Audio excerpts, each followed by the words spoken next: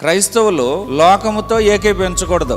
లోకములో బ్రతుకుచున్నాము, కానీ లోక ఆచారముల చొప్పున, లోక మర్యాద చొప్పున, లోకము యొక్క నియమముల చొప్పున, లోకము యొక్క ఆలోచనల చొప్పున నడుచువారైతే కాదు. We are living in the world but not according to the world. We are living in the world but should not follow the world's culture, world's rules.